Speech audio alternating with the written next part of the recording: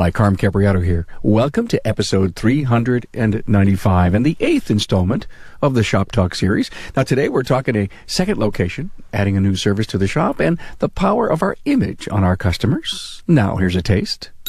The absolute vast majority of problem price shoppers, all of them, they're gone. It was unbelievable. Absolutely.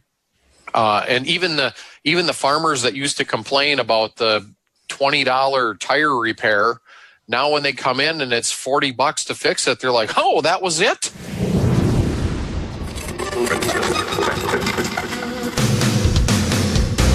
Welcome, aftermarketers, to Remarkable Results Radio. Listen to learn just one thing from today's episode on your journey to remarkable results.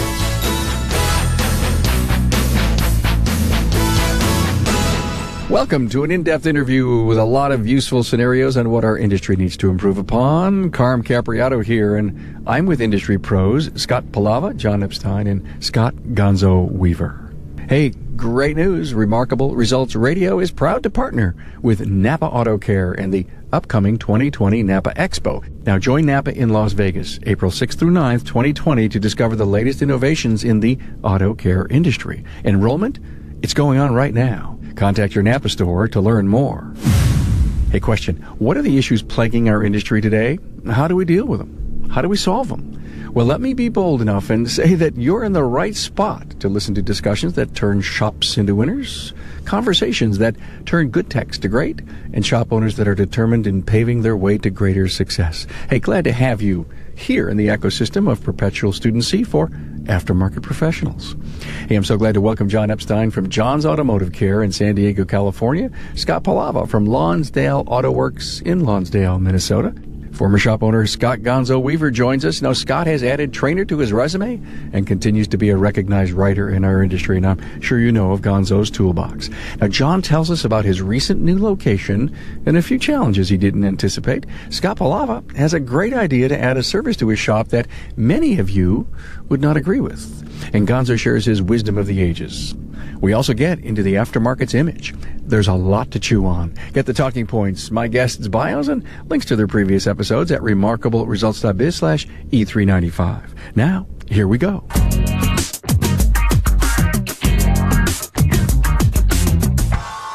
Hey, welcome, guys. So, hey, John, what's going on in California? Anything besides some beautiful weather at this time of the year?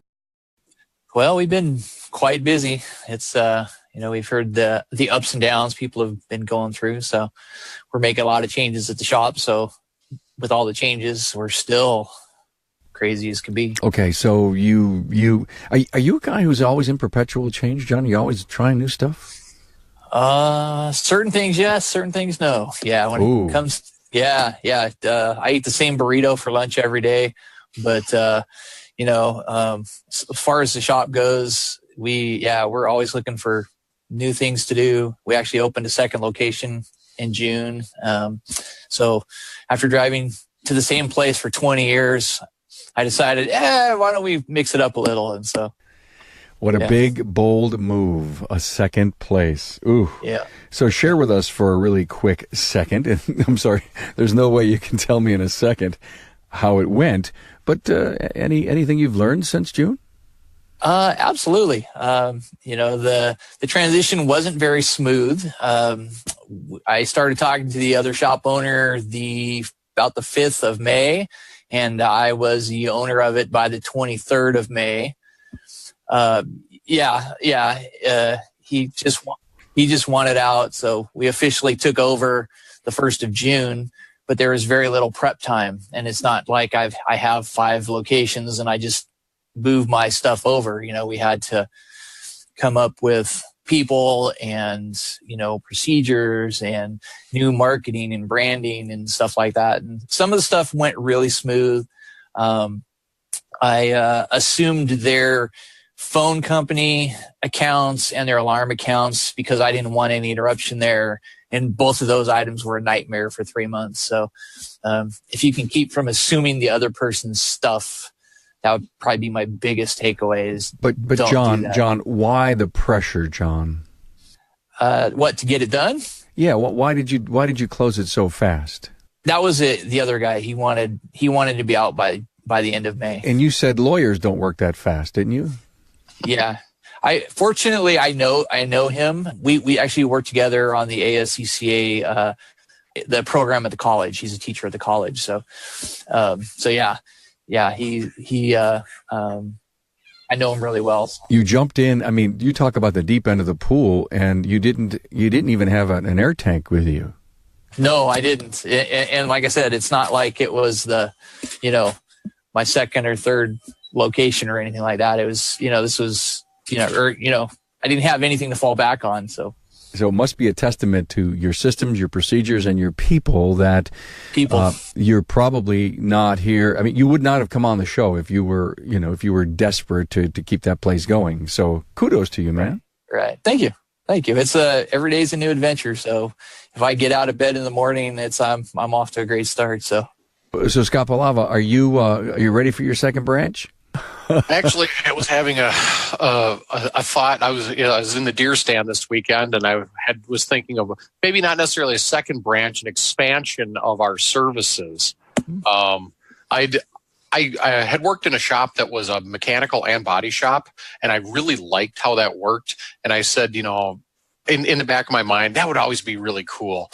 Well, this weekend I was sitting in the deer stand, and I thought about it. I'm like, I only got 20 some odd years left in me. So maybe I better pull the trigger on that. You're the first people that I've ever heard that. My wife will probably lose it when she hears that. But well, listen, I could keep this episode in the tank for, a bunch of weeks until you tell her that you're crazy. And then she's going to say to you, Scott, you have too much time on your hands when you go hunting.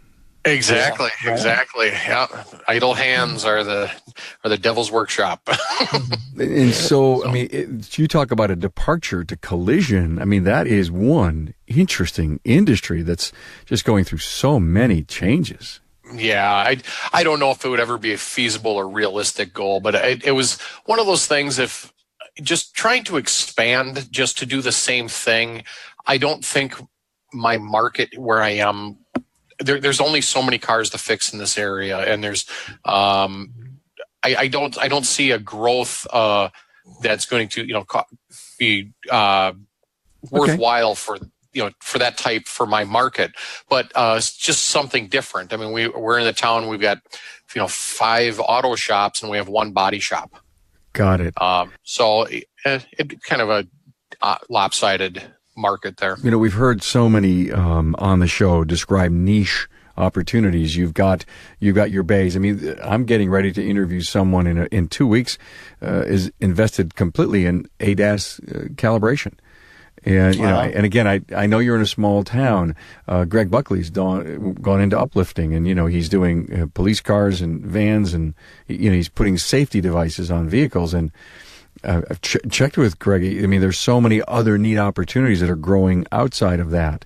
And that to me would be, again, I'm not saying that the departure to collision is right or wrong for you at all, but it's almost like adding on to the current talent base that you have, that they can do that job. Yeah. One of the things that I've been guilty of too is, when you say he's been doing, some upfitting of vehicles and specialty stuff, me being that can-do guy that I'm going to do something, I'm going to take everything in. Well, I've also learned that I'm probably my own worst enemy, because I get into some of these things and they're not profitable. They're a big waste of time and space and energy. Granted, you might have a happy customer, but the staff hates you for it and everything else. So we have actually been kind of tightening our belt a little bit here and getting rid of some of the peripheral headaches and just concentrating recently on general auto repair and service, not the extras. I came in one weekend, or one Monday after a weekend, and I had 4 RVs sitting outside my parking lot. We don't work on RVs. Awesome. And I went, why did I even say yes to one of them? Because once you have one here, they all show up. It screws up the flow of the shop. There's no room for them. My texts say, I don't know anything about these, and it's never the main powertrain or whatever. It's always the weird things in the RV. They want their refrigerator doesn't work or whatever. Right. We don't have time to learn that on the fly. Yeah. So Scott Gonzo Weaver, you were always, when you were in business, Gonz, you were an electrical specialist, and I'm sure after all your years in business, they said, "Oh, this doesn't work. It's an electrical short. Oh, the lights don't come on." It doesn't matter how big or small it was. They said, "Go to Scott Gonzo's." Yep, that's the way it was for 20, 30 years. Yeah. Oh yeah. Yeah. And that's your issue, Scott. I mean, you're the guy, you're the go-to guy. Doesn't matter. When Scott and I did our one-on-one, he was just so funny about we would take lawnmowers up to what big farm implements, right, Scott? Mm-hmm. So are you firing customers, or are you just going to walk away from certain kind of jobs?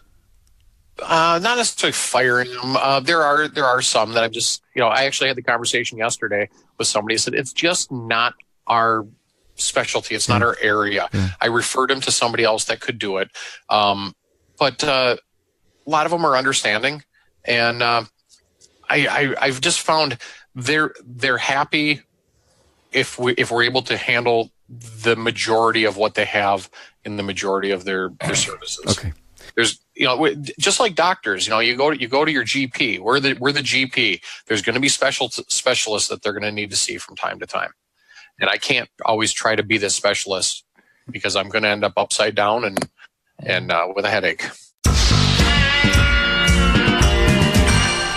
Remarkable Results Radio and Napa Auto Care. No, the auto care industry is revving up. New technologies are changing cars and the way people use them. To stay in the driver's seat of all these advancements, you need to take charge of your learning, your business, and your legacy. Now, that's where 2020 Napa Expo comes in. With help from industry experts and the best suppliers and manufacturers, the 2020 Napa Expo will provide the innovations and answers you need to charge forward into the future. This is your chance to network with experts in the industry, discover the latest innovations that will help you stay market competitive, and learn more about the new products, services, and equipment you'll soon be using every day. Hey, if you missed this one-of-a-kind event in 2015, I'm here to tell you, you don't want to miss the 2020 Napa Expo. But you don't have to take my word for it. Here are a few of the comments we've heard from Napa Auto Care Business Development Group members talking about their experience at the 2015 Napa Expo. And I quote, "You learn so much in the seminars that our guys find it really exciting and say, hey, I can do this when I get back." Another quote, "Napa continues to bring new programs up for us to get to the next level in marketing, business management, and training." And finally, you'll come away with a lot of knowledge and friendships that you'll be able to leverage in your own business. Hey, take charge of your learning, your business, and your legacy. And join me at the 2020 Napa Expo in Las Vegas, April 6th through 9th, 2020. Hey, contact your Napa Auto Parts store today to reserve your package for this can't-miss event. Enrollment is going on right now. Hey, Gonz, good to have you here. I hear you're traveling. You're out where, in Houston? Houston, yeah. What's on your mind, man? Oh, just another day at the shop, I guess you could say. But one of my big pet peeves has always been the job that you finished, did so well, paid outright, feel like you made $1 on it, and the customer still comes back and says, "Hey, this wasn't like this before I picked up the car." And you wonder, well, how can that be? And sometimes it's something that's just totally unrelated. You're fixing the wipers and they're complaining about their power seat not working because, like that last time I had the car in here. And, what does the shop owner do? Well, 99% of the time, he's going to bend over and say, "I'll take care of this. I want to keep you as a customer. And, hey, if you say it was working beforehand, maybe my guys did something, I'll make it right." So you make it right. And I'll tell you, in 30-some years, very seldom does that type of customer ever come back. So it's almost like lost leader money. You may have made a happy customer, as you assume, but they're still not coming back. Now, of course, there is a percentage that does. I'm just talking about the ones that don't. So let me throw out, if you will, to piggyback on that, lots of discussion going on pre and post scan on vehicles. I mean, Collision's doing it now, and mechanical shops are talking about it because they want to have that baseline because it worked, it worked pre and it worked post the repair. And the other thing was the digital vehicle inspection, the value of that is going to find these items that are working. And so, here's the picture of it. And, we turned on the wipers. They were working. It was check marked. Is that going to really help a lot of these areas, guys? Yes, absolutely. Yes. Yeah. Well, think about it. Everything these days has some monitoring going on, some coding, some CAN diagnostics, somewhere every little bit of something in the car has some sort of, a history to it. So it's not unlikely, let's say, in this case, a power seat even, that the history code may turn up a date, a time that the last failure happened.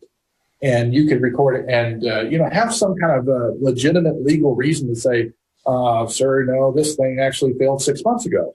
Your wife just forgot to tell you about it or something, whatever the case may be. But, yeah, I think that's going to help a lot. In previous years, it was your word against theirs. But I think today's technology may solve some of those issues.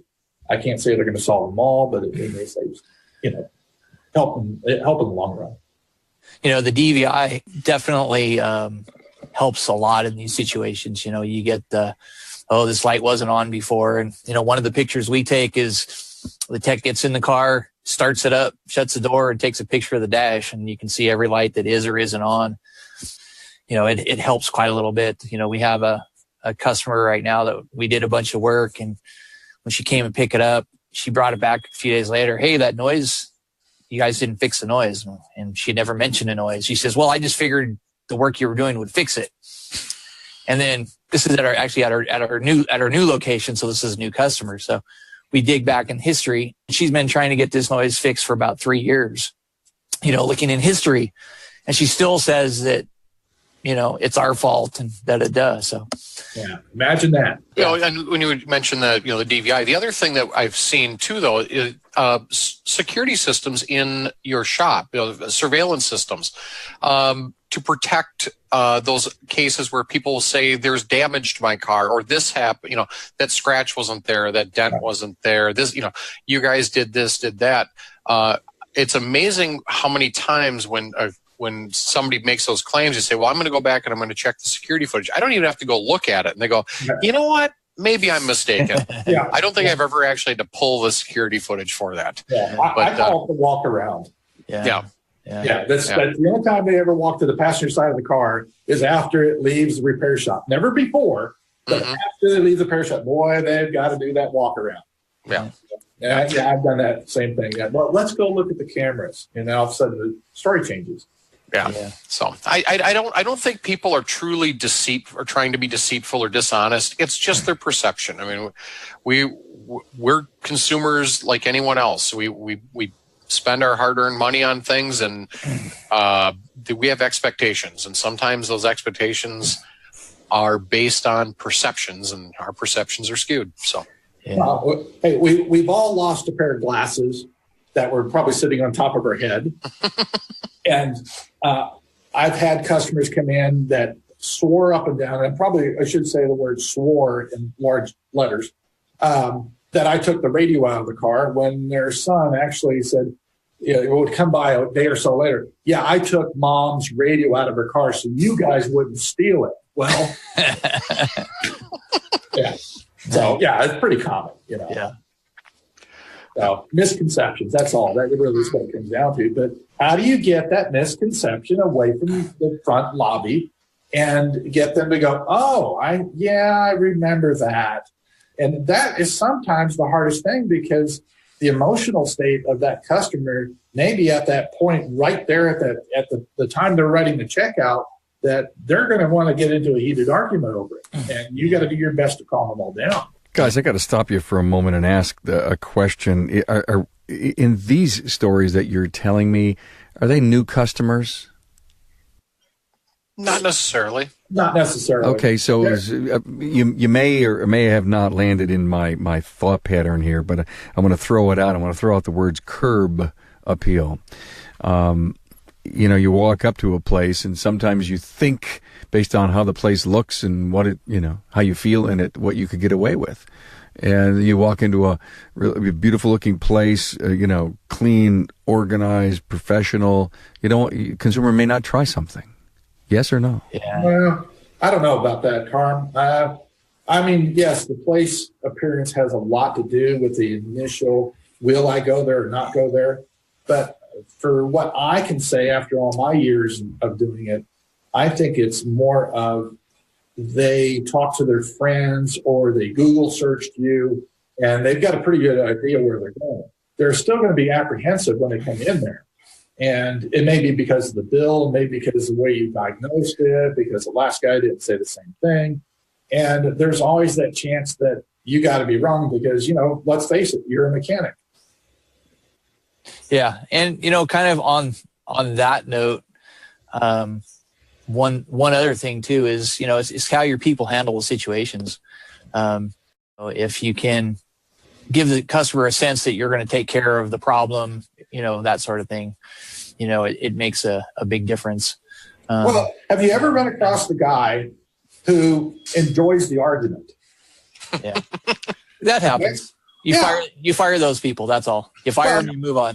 Yeah. But then you find that next customer who wants you to soft spoke it. Yeah. Okay. So, to run the service counter, you've got to feel through a lot of people's egos and, let's say, okay, smooth them out a little bit. But, there's a lot to that of dealing with different type of people, from the Bible thumper to whatever, the soccer mom. There's always a little bit of a problem because we're a service-oriented business, okay? And we all serve that one business that they always think they're going to get ripped off. Yeah. The whole idea we're a service business and we are trying to maintain a level of professionalism. I use doctors a lot because people tend to, you go into any hospital, clinic, whatever, and they tend to all maintain the same image of professionalism and respect, and there's a lot of discussions about that. But then we will we'll be all over the place with how we present our business to the consumer, whether it's the motorhead shop or the dealership alternative or whatever it may be. Our image is all over the place, and that makes it difficult for the consumer to understand who they're dealing with. Well, right. We have so many different so many different customers coming into our place, and we're trying to juggle all those too. Right. Yeah. Yeah. Yeah. I think, the image of your shop, everybody's going to have a different look, where, you're in Minnesota, I'm in San Diego, somebody does European cars, somebody does Volkswagen Bugs. You really need to make your appearance so it's relatable to the people that you're trying to attract. Your target market. Yeah. At the end of the day, if, you're running a Mercedes BMW shop, do you want pictures of Volkswagen Bugs on the wall and, things like that? You really don't,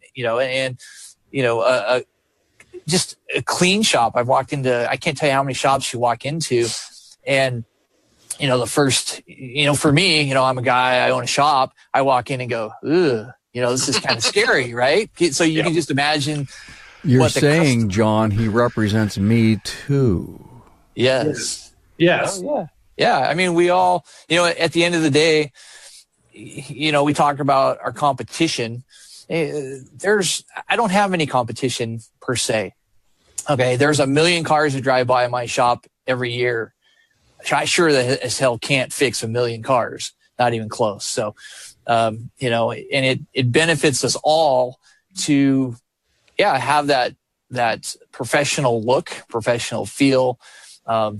Anybody that isn't trying to attract the female customer is out of their mind, because I'd say probably 75% of the people that walk through my door are female at the end of the day. And we're not the highest end shop, But I tell you, we have flowers on the counter every day. We have plants in the corners. We have clean bathroom. The outside, out front, clean sidewalks. We have grass. We have flowers. It says something to the public, that the people that tend to want cheap, they look at a place and go, oh, they've got nice flowers and grass and they're clean. I'm probably not going to get cheap here. When the first time Carm and I spoke, we were talking about how I got started in the business and or in my shop, and I was renting half of a building. There was an auto parts store in one half, and I had the shop in the other half. And boy, everybody thought, well, they'd go over to the auto parts store and they buy the parts there, and then they come over and have me put them on, but it was a gravel parking lot, and I was the first shop in my community to have a waiting room, just a reception area. Wow. Every place before that was what I called a farm shop. You walked in the door and you were in the production area. Right. Yeah. And we were in, our community was growing at the time. Housing was going like mad. And there was nowhere in this town that I would have sent my wife with the kids in to have a car work done. And I thought, we're never going to survive. Everybody's going to continue to travel to the metro area to get their car serviced. Yeah. So that's why I started my business. Now I've been here almost 14 years, and it wasn't until last year I paved my parking lot. I finally bit the bullet, and I wanted to do years ago, but during the economy downturn, I couldn't do it. Last year I was able to pull it off. I cannot tell you what Blacktop did for my image. Yep. In the public. The absolute vast majority of problem price shoppers, all them, they're gone. It was unbelievable. Absolutely. And even the farmers that used to complain about the $20 tire repair, now when they come in and it's $40 to fix it, they're like, oh, that was it? I never understood how Blacktop would make that big of a deal, but it made a huge change. And I did some landscaping and stuff, but that pavement was was the best money I've ever spent for my business. In some ways, doing those repairs, Scott, actually entices you to say, I can charge more. Mm-hmm. And I'm not saying an aggressive thing. Right. Because you're seeing a better quality. Mm-hmm.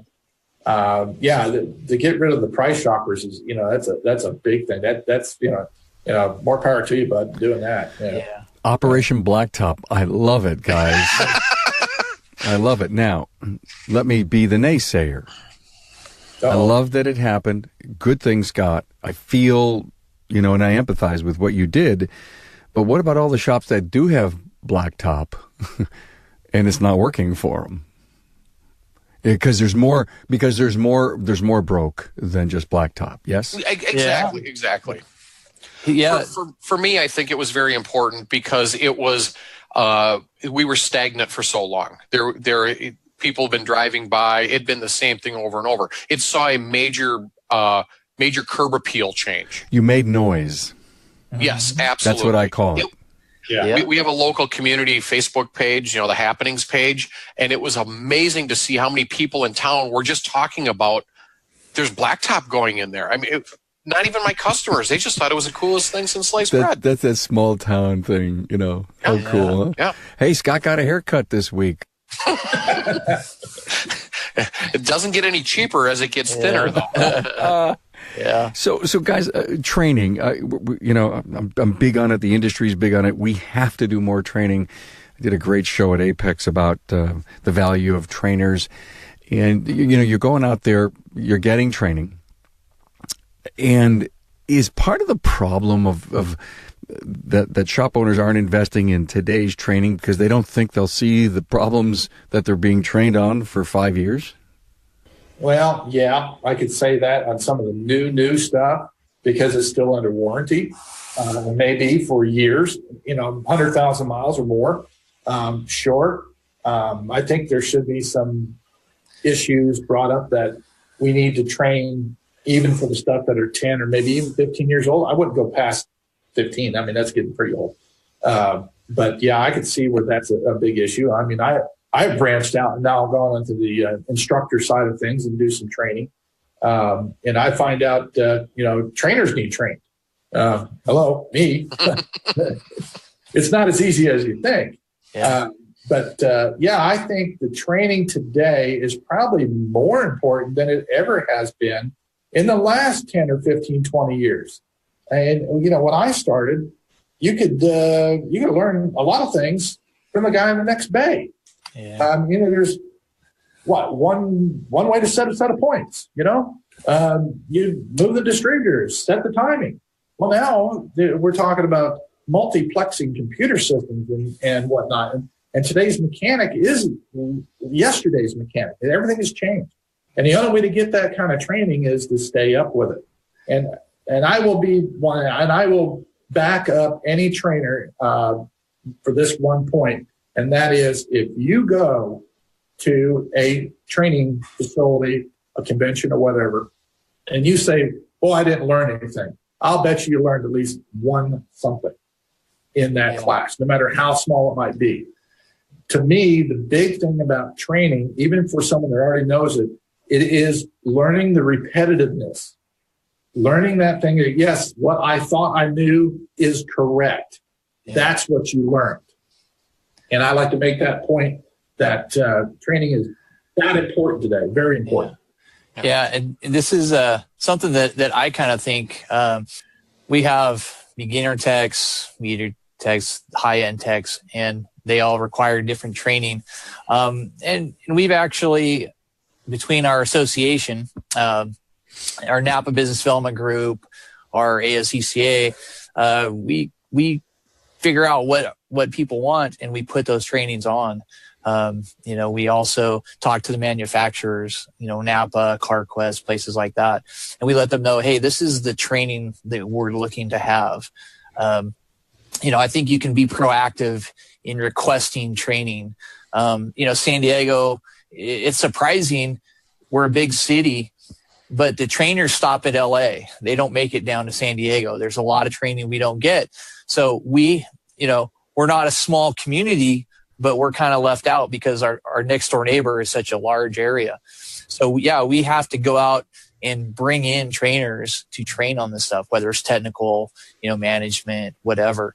Like I said, our partners, Napa, they're great. This is what we need. They go get it. Same with, the other parts vendors. And then, like I said, ASCCA, all of those are great places to, they'll put on training, but you can also, if you work with the association, when you work with your partners, you can get the training that you want. That's interesting because I'd like to look into that, because in a lot of the training offered around here is either the latest and greatest, just rolling off the assembly line so you're prepared. But then, like Carm said, we won't see that for 5 to 7 years in our shop. And by that time, you've forgotten all of it. Mm-hmm. It's all you've done is waste your time. After I said that and I listened to John and Gonz talk, I started to think about the word catch-up. That there's if you hadn't been to training in a few years, no matter, if it's the latest and the greatest, sooner or later, the latest and the greatest becomes standards you got to know. And so if you're not doing some perpetual 40-hour training, no matter if it's video or if it's leader-led, you're going to be playing catch-up and you're going to be behind the 8 ball. Yeah, true. Yeah, and then you have the issue that you go to this latest, greatest class and you go, boy, I got to buy that scanner. I got to buy this tool, whatever. And you find out, I don't need this for 4 or 5 years. And then all of a sudden, 4 or 5 years pass by and they've made a cheaper tool to replace the one you bought. Yeah. So, but you know what? But that's not the excuse not to invest and be cutting edge and being able to take all these, because you'll always find an excuse not to do something. You can dig as deep as you want, and you'll always find an excuse. And then think of the cutting edge shops that are out there. They're not woulda, coulda, shoulda. They're not waiting. They're just moving forward. I call it bold, italic, and getting it done. John, you brought up something so cool that I think I'd love to just develop a little bit, and that is we asked our training partners, for the classes that we needed. And I'm not sure there's enough of that going on. They're just saying, okay, what's on the docket? Instead of saying what's on the docket, we need this. Yeah. Are they looking at what is the latest and greatest, oftentimes, and just saying that's what people are going to want? They never really have asked. It's what the techs are struggling with in the shop. That's what you need. Yeah. Yep. Yeah.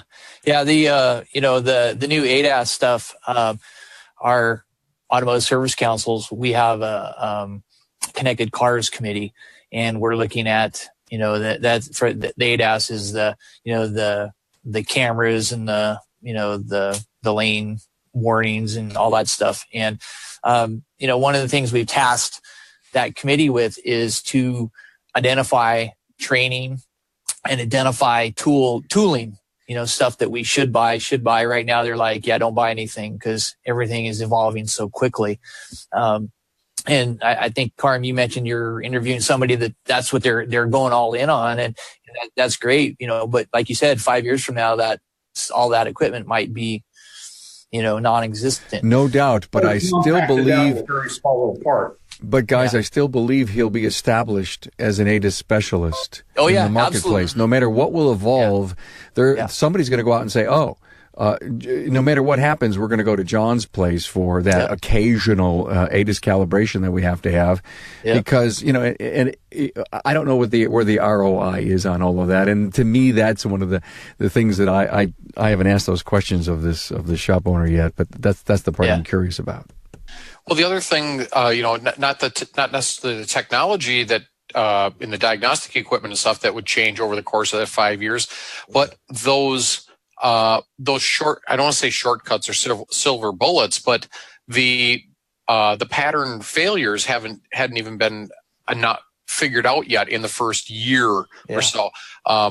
Those pattern failures could be diagnosed in those ways. To diagnose those might be different than what's in the service manuals or the trouble trees. We went through that recently with a newer minivan. Had an issue. 2 techs went through all the trouble trees, got all the way to the bottom, and it was inconclusive. And he goes, now I'm going to go back to doing it my way. And he had it figured out in about 4.5 minutes.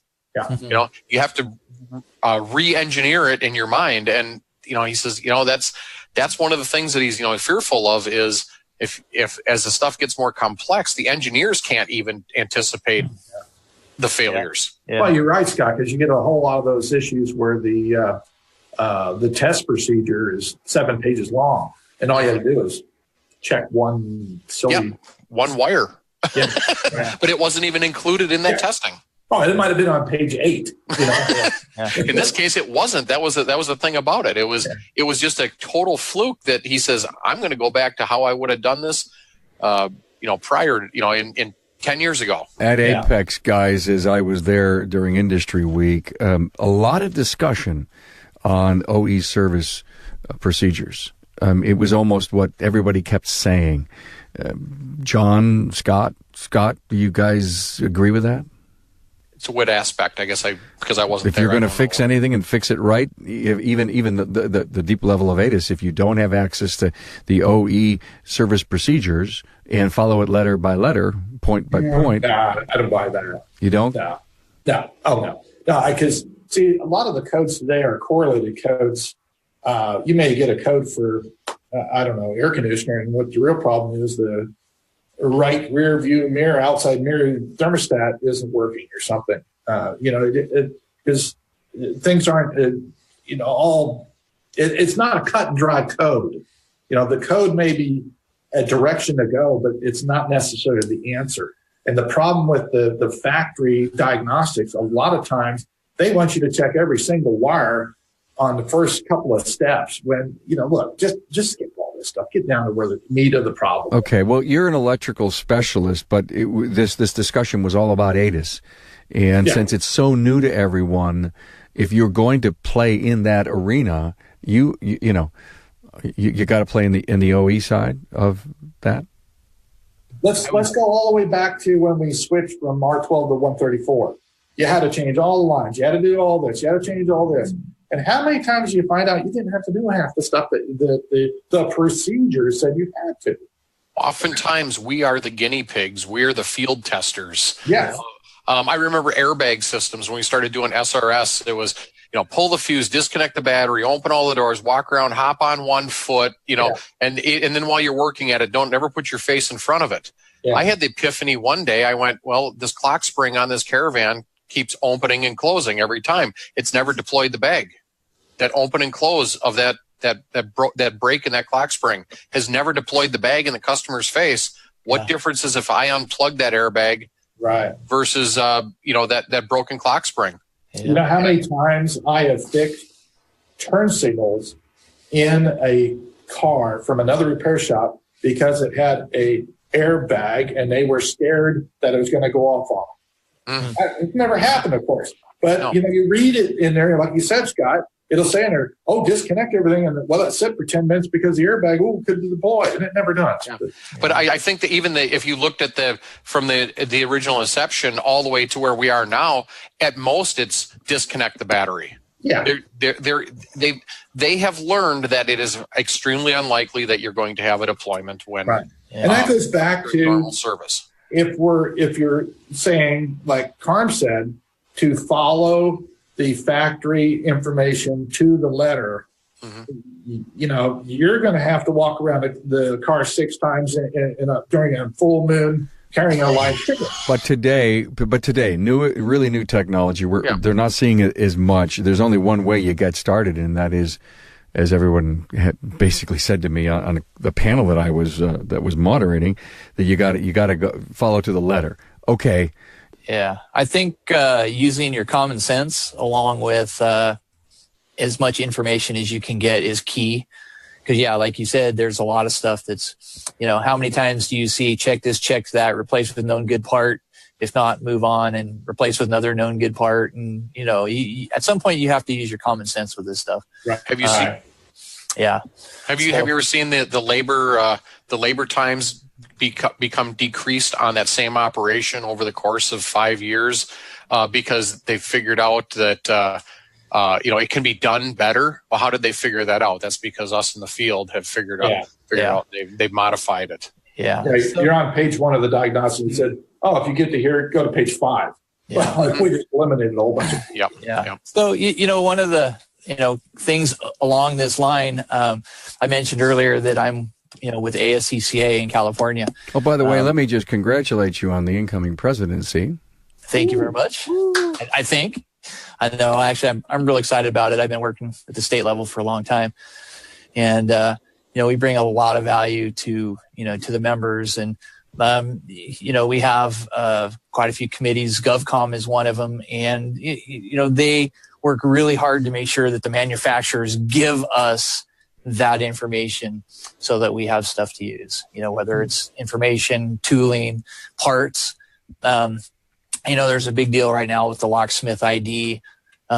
We tried to get a control module for the transmission on a Mercedes last week.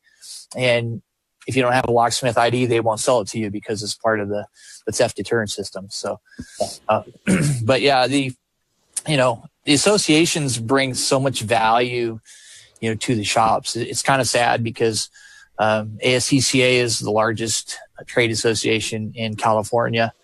I believe there's 35,000 shops across the state, and we have a whopping 500, 600 members. And it blows me away that, everybody isn't a member of the association. I know when I first opened my doors, I knew absolutely nothing about running a shop and, the laws. Yeah, right. I had no clue, these laws can affect me, and fortunately I joined our association pretty quick, and I learned, there's a huge value in the relationships you build, just the information, that you can get from the association. If you're having a problem, you're working on a Mini and ever work on Minis.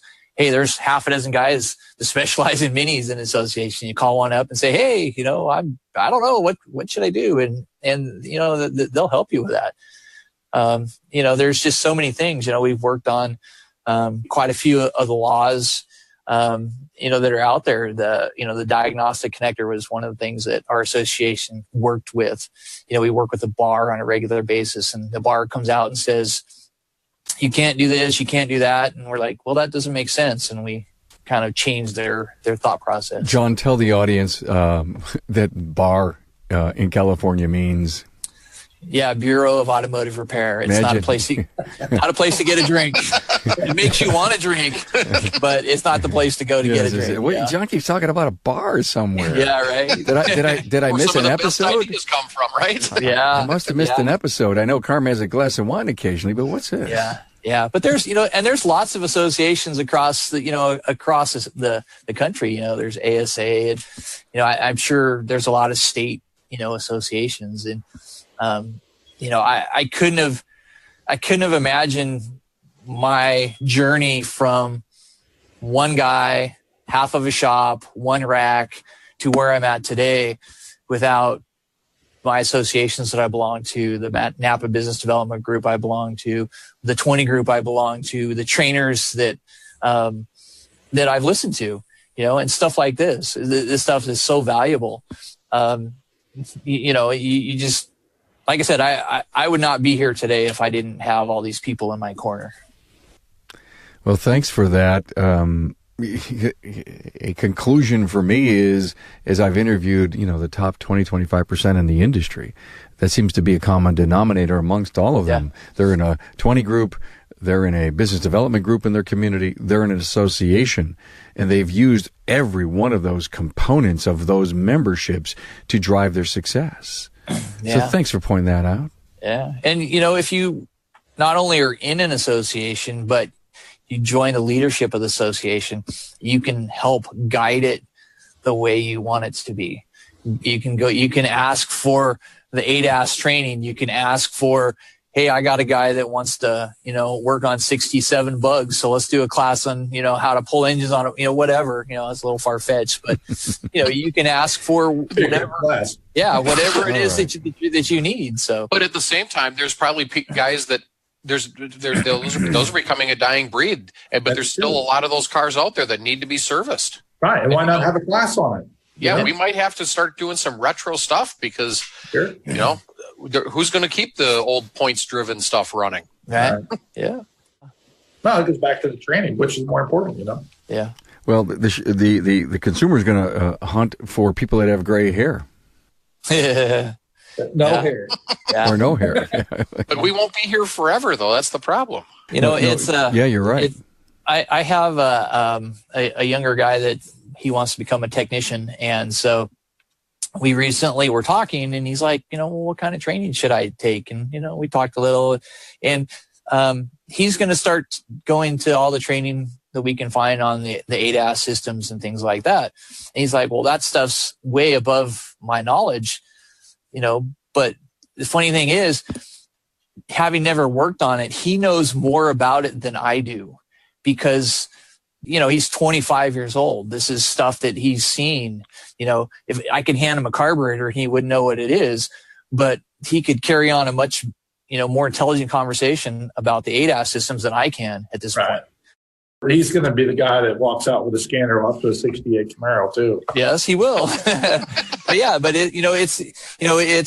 We're all looking for new people in the industry, new technicians and things like that.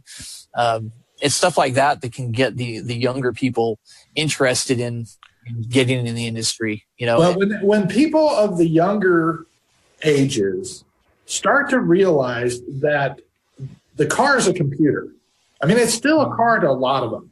But when they get that thought in their head, like, dude, this thing's really a computer. That's what I do.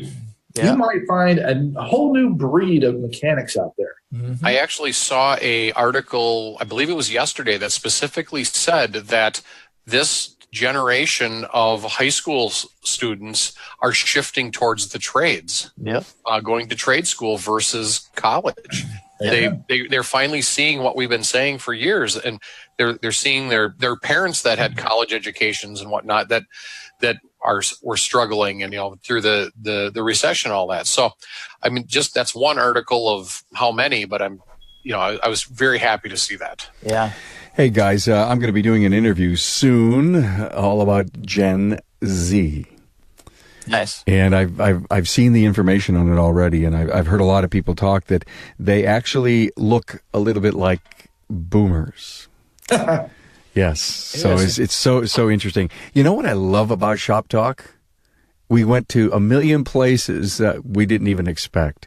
And I so appreciate John Eppstein, Scott Gonzo Weaver, and Scott Pelava coming on and just talking amongst yourself, guys. Thanks. Yeah, thanks for having me. I take a lot of good stuff. I actually have notes for myself for stuff that I've learned. So, thank you for the opportunity. Thanks, John. No, and it, this is one of those things that it really helps solidify my feeling that I'm doing something right in my business too, because every day it seems like I'm just trying to keep my head above water, but being able to sit down and have these conversations with you guys says a lot about I must be doing something right. Thank you, man. And let's all raise our hand. Let's give Scott a vote for Blacktop. Yeah. Blacktop. Thanks, guys. Hey, thanks, John Eppstein, Scott Pelava, and Scott Gonzo Weaver for making Shop Talk a wide open forum for shared ideas, opportunities, and challenges. Your experience and expertise was invaluable to this episode. Find the bios and the talking points for this episode at remarkableresults.biz/E395. Hey, please don't forget the books page on the website. All the books we talk about on the podcast are there for your review. You can even order printed or audio versions. Hey, thanks for listening. I'm sure you agree, your learning curve never sounded this good. Thanks for being on board to listen and learn from the premier automotive aftermarket podcast. Until next time.